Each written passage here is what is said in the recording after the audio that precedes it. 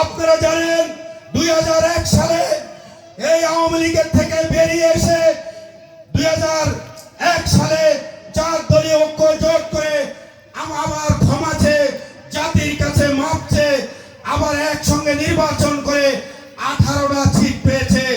আমরা বাংলাদেশ জাতীয়তাবাদী দল দেশনেত্রী বেগম খালেদা জিয়া তাদেরকে উন্নয় বিনয় করে 2টি মন্ত্রী দিয়েছিল। প্রিয় ভাইরা, আমরা তার থেকে দেখতে পেলাম 2008 সালে নির্বাচন করে এই জামাত ইসলাম 2টি আসন পেয়েছে। প্রিয় ভাইরা, যাদের এত ডিভিশন তারা কিভাবে বলে আমরা ক্ষমতায় যাব? প্রিয় ভাইরা, আপনারা এই বিচার করবেন।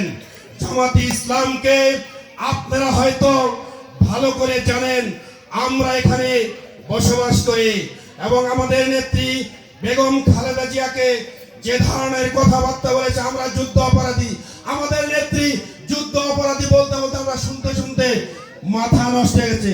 প্রিয় ভাইরা, আমরা আরেকটা কথা বলি, 1975 সালে 15ই আগস্টে শেখ হাসিনা বাংলাদেশ থেকে একবার পালিয়ে গেছিল। সেই ভারতে বসে নীল নকশা করে 5 বছর পালিয়েছে। আবার এই বাংলাদেশে শহীদ রাষ্ট্রপতি জিয়া রহমানের আশা আকাঙ্ক্ষা নিয়ে বাংলাদেশে ঢুকে তারপরে কি করলো? বাংলাদেশে এসে আমাদের জিয়া রহমানকে হত্যা করলো। প্রিয় ভাইরা,